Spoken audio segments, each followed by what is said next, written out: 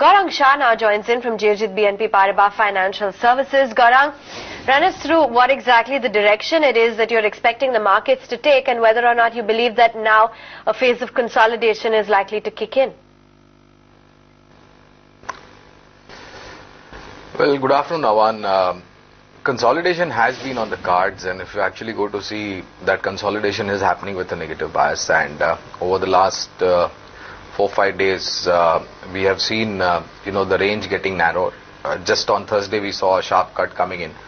Even this morning, actually, if you go to see, we opened up with a positive bias, and again we have lost ground, and the same thing is replicated what we saw on Thursday last week.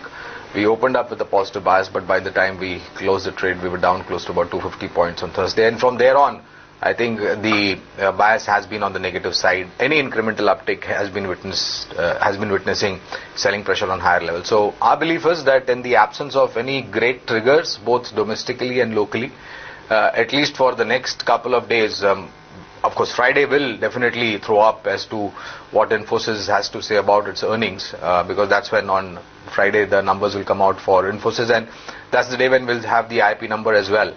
So I think at least till the time you would possibly be consolidating with a negative bias, and our belief is close below 6140 on the Nifty spot could open up further downside. Now whether we go and take support at 6080 or 6020 or 5980 remains to be seen. So how worried are you then about Infosys and, with all the exits? Because yesterday we were flagging off how now most of the brokerages are seeing quite a bit of uncertainty over all of the action that's just taken place.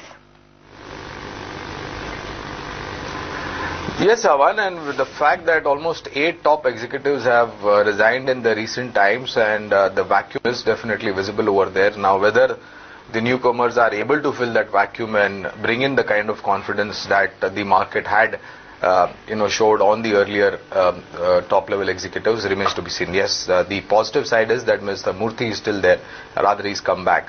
So on fallback of that expectation, and by and large, Avan, IT and pharma are the two themes for the 2014. Even if you hear a lot of people on the street, they are banking on it. But my worry is that, before the numbers, we've seen a sizable amount of run-up, and actually speaking, the stock of Infosys is trading very close to our target price. So what we've advised is if you get an uptick, you should take money off the table. Numbers, I don't think there is going to be a great performance like we saw last time on Infosys. It's likely to be more subdued, and you would possibly witness profit booking. That's my personal feeling on the counter. So I would say that if you given an opportunity, IT numbers are disappointing for Infosys on 10th morning before the markets open. I guess it will be a perfect time to buy stocks like TCS, HCL Tech, Mindtree, Tech Mahindra and Persistent System. We believe that numbers from these boys, both TCS in the front line and some of the other names that I mentioned, are going to be relatively better than what Infosys will throw up on Friday. What about the recent traction that we're seeing in MCX and FT? MCX, of course, has a spate of news going for it as well. What would you advise some investors to do with both these stocks?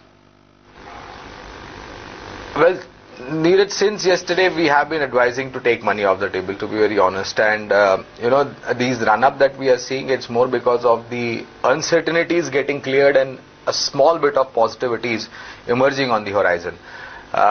Given that it is MCX is an exchange stock, and the kind of turnover that we've seen in the recent time post the negative news flows and the issues that the stock was involved into, incremental run up from here on, maybe about 550, 600 plus levels, I think it's going to be very difficult for the stock to sustain. And all those people who would have possibly gotten at 350 or 300 or sub those levels on MCX, given the kind of return you're getting in a short span of time, you would see people taking money off the counter, at least in the near term, unless and until you get total clarity in terms of the future growth going forward from here on.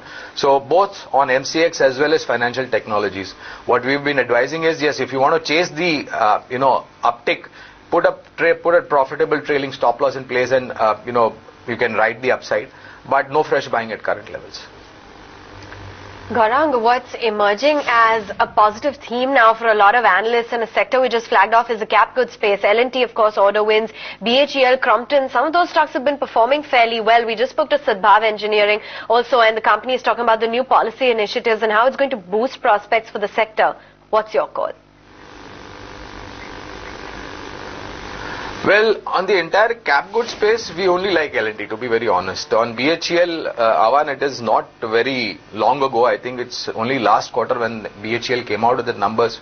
You had almost about half a dozen brokerage houses coming out with a sell-side report target anywhere between 110 to 90 rupees. Stock is trading at, I think, what, 165, 170 as we speak. I don't think in just one quarter, a company which is associated with the Capgoods engineering space can do a magical turnaround. And given the fact that, order book is definitely there to give you future visibility. But how good is the execution? That's when the numbers will translate into.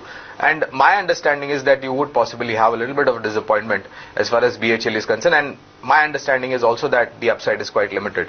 So if you ask me where do I put my money in cap space, well, L&T is the one stock that we are quite positive on. Okay, Gaurang, thanks so much then for taking time out and joining in, giving us your fundamental views and individual stocks that you're bullish on.